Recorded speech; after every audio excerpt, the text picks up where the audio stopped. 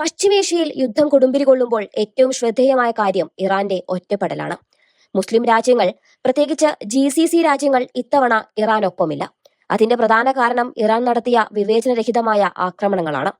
12ഓളം അയൽരാജ്യങ്ങളെയാണ് Iran ഒരേ സമയം ലക്ഷ്യം വെച്ചത്. ഇതിൽ ഭൂരിഭാഗവും അറബ് മുസ്ലിം രാജ്യങ്ങളാണ്. അമേരിക്കയുടെ സൈനിക താവളങ്ങൾ ഉണ്ടെന്ന പേരിൽ സ്വന്തം സഹോദര രാജ്യങ്ങളുടെ മണ്ണിലേക്ക് മിസൈലുകൾ തൊടുത്തുവിട്ട ഇറാന്റെ നടപടി അറബ് ലോകത്തെ വലിയ രീതിയിലാണ് പ്രകോപിപ്പിച്ചിട്ടുള്ളത്. യഥാർത്ഥത്തിൽ ഈ സൈനിക താവളങ്ങളിൽ നിന്ന് ഒരു മിസൈൽ പോലും ഇറാനിലേക്ക് പറന്നിട്ടില്ല എന്നതാണ് വസ്തുത.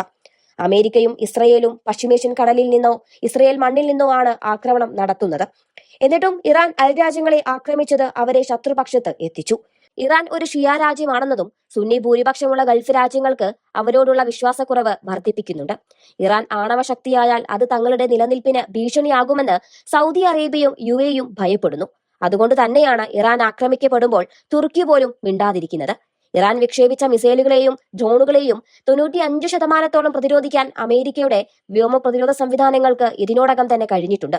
UAEയിലേക്കും ഖത്തറിലേക്കും ബഹ്റൈനിലേക്കും വന്ന നൂറുകണക്കിന് മിസൈലുകൾ അമേരിക്ക നിഷ്പ്രഭമാക്കി കളഞ്ഞിട്ടുണ്ട്. മിസൈലുകൾ തകർക്കപ്പെടുമ്പോൾ അവയുടെ അവശിഷ്ടങ്ങൾ വീണാണ് ചിലയിടങ്ങളിൽ തീപിടുത്തമുണ്ടായത്. ഈ പ്രതിരോധം അറബ് രാജ്യങ്ങൾക്ക് അമേരിക്കയിലുള്ള വിശ്വാസം വർദ്ധിപ്പിച്ചു. അമേരിക്കയോട് ചേർന്ന് നിൽക്കുന്നതാണ് തങ്ങളുടെ സുരക്ഷയ്ക്ക് നല്ലതെന്ന് ഈ രാജ്യങ്ങൾ ഇപ്പോൾ പ്രായോഗികമായി തിരിച്ചറിഞ്ഞിരിക്കുന്നു.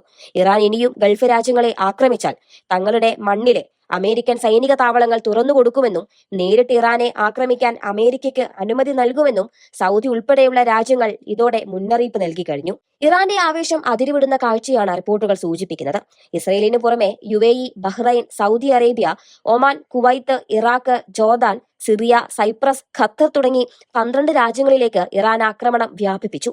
ദുബായിലെയും അബുദാബിയിലെയും വിമാനത്താവളങ്ങൾ, ബുർജൽ അറബ് ഹോട്ടൽ, ജബൽ അലി തുറമുഖം, പാം ജുമൈറയിലെ ഫെയർമൗണ്ട് ഹോട്ടൽ എന്നിവിടങ്ങളിലെല്ലാം മിസൈൽ അവശിഷ്ടങ്ങൾ വീണ് നാശനഷ്ടങ്ങളുണ്ടായി.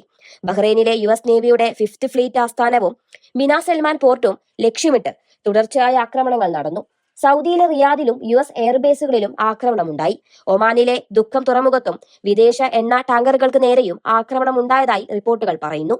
യുദ്ധത്തിനിടയിൽ 3 അമേരിക്കൻ സൈനികർ കൊല്ലപ്പെട്ടത് അമേരിക്കയിൽ വലിയ പ്രതിഷേധത്തിന് കാരണമായിട്ടുണ്ട്. ട്രംപ് അധികാരമേറ്റ ശേഷം ആദ്യമായാണ് അമേരിക്കൻ സൈനികർ കൊല്ലപ്പെടുന്നത്. ഇതോടെ രാജ്യം അഭിസംബോധന ചെയ്ത ട്രംപ് ഇറാന് കർക്കശമായ താക്കീതും നൽകി. 48ഓളം നേതാക്കളെ ഞങ്ങൾ കൊന്നുതള്ളി, ഇനിയും ഓരോരുത്തരെയായി കൊല്ലുമെന്നായിരുന്നു ട്രംപിന്റെ പ്രഖ്യാപനം. ഇറാനിലെ ഇസ്ലാമിക ഭരണകൂടത്തെ താഴെ ഇറക്കാതെ ഈ യുദ്ധത്തിൽ നിന്ന് പിന്മാറില്ലെന്ന് അമേരിക്കയും ഇസ്രയേലും ഉറപ്പിച്ചു കഴിഞ്ഞു. യുദ്ധം ഏറ്റവും കുറഞ്ഞത് 4 ആഴ്ചയെങ്കിലും നീണ്ടു നിൽക്കുമെന്നാണ് ട്രംപിന്റെ വെളിപ്പെടുത്തൽ. ലോകത്തിന്റെ വിമാന ഹബ്ബുകളായ ദുബായ്, അബുദാബി, ദോഹ വിമാനത്താവളങ്ങൾ ഇതോടെ നിശ്ചലമായി തന്നെ തുടരും. ഒരു ദിവസം 20,000-ഓളം വിമാനങ്ങളാണ് റദ്ദാക്കപ്പെടുന്നത്. ഇന്ധനവിലയും സ്വർണ്ണവിലയും കുതിച്ചുയരുന്നതോടെ ലോകം വലിയൊരു സാമ്പത്തിക പ്രതിസന്ധിയിലേക്കും നീങ്ങുകയാണ്. ഗൾഫ് രാജ്യങ്ങളിൽ കുടുങ്ങിയ വിദേശികളെ ഒഴിപ്പിക്കാൻ ബ്രിട്ടൻ ആലോചന തുടങ്ങിയിട്ടുണ്ട്. എന്നാൽ പ്രവാസികൾ സുരക്ഷിതരാണെന്നും പരിഭ്രാന്തരാകേണ്ടതില്ലെന്നും അധികൃതർ അറിയിക്കുന്നുമുണ്ട്. പശ്ചിമേഷ്യയുടെ ഭാവി എന്ത് എന്നത് ഇന്ന് ലോകത്തിന് മുന്നിലെ വലിയ ചോദ്യചിഹ്നമാണ്. ഒരു ഭരണമാറ്റത്തിൽ കുറഞ്ഞ ഒന്നിനും അമേരിക്കയും ഇസ്രയേലും തയ്യാറല്ല. ഇറാൻ പട്ടാളത്തോടും പോലീസിനോടും ആയുധം താഴെ വെച്ച് കീഴടങ്ങാനാണ് ട്രംപ് ആഹ്വാനം ചെയ്തിരിക്കുന്നത്.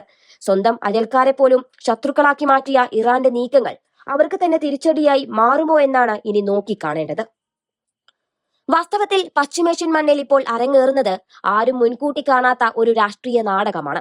ഇറാനെതിരെയുള്ള അമേരിക്കയുടെയും ഇസ്രയേലിന്റെയും ഈ കടന്നാക്രമണം ഇത്ര വേഗത്തിൽ സംഭവിക്കുമെന്ന് ഒരുപക്ഷെ അറബ് രാജ്യങ്ങൾ പോലും കരുതിയിട്ടുണ്ടാവില്ല. ഇതൊരു പക്ഷേ ഡൊണാൾഡ് ട്രംപിന്റെ മാത്രം ഒറ്റയാൾ ബുദ്ധിയിൽ ഉദിച്ച മാസ്റ്റർ പ്ലാൻ കൂടിയായിരിക്കാം. എന്നാൽ സ്വന്തം അയൽക്കാരായ 12ഓളം അറബ് രാജ്യങ്ങളെ ഒരേ സമയം ആക്രമിച്ചതിലൂടെ ഇറാൻ വലിയൊരു കെണിയിൽ തന്നെയാണ് വീണിരിക്കുന്നത്. അമേരിക്കയെ ലക്ഷ്യം വെച്ച് ഇറാൻ തൊടുത്തുവിട്ട മിസൈലുകൾ അറബ് രാജ്യങ്ങളിൽ പതിച്ചപ്പോൾ അവരെ സംരക്ഷിക്കാനെത്തിയത് അമേരിക്കയുടെ അത്യാധുനിക പ്രതിരോധ കവചങ്ങളാണ്. ഇതോടെ കഥ മാറുകയാണ്. ഇതുവരെ അമേരിക്കയോട് അകലം പാലിച്ചിരുന്ന രാജ്യങ്ങൾ പോലും ഇപ്പോൾ തങ്ങളുടെ രക്ഷകനായി അമേരിക്കയെ കാണാൻ തുടങ്ങിയിരിക്കുന്നു. അമേരിക്കൻ പ്രതിരോധ സംവിധാനങ്ങൾ തങ്ങളെ സുരക്ഷിതരാക്കുന്നുവെന്ന തിരിച്ചറിവ് അറബ് ഭരണാധികാരികളുടെ നിലപാടിൽ വലിയ മാറ്റമുണ്ടാക്കിയേക്കാം. എന്നാൽ ഇറാന്റെ ഈ ഭ്രാന്തൻ ആക്രമണത്തോട് അറബ് ലോകം നൽകാൻ പോകുന്ന യഥാർത്ഥ മറുപടി എന്തായിരിക്കുമെന്ന് ഇപ്പോൾ പ്രവചിക്കാനാവില്ല.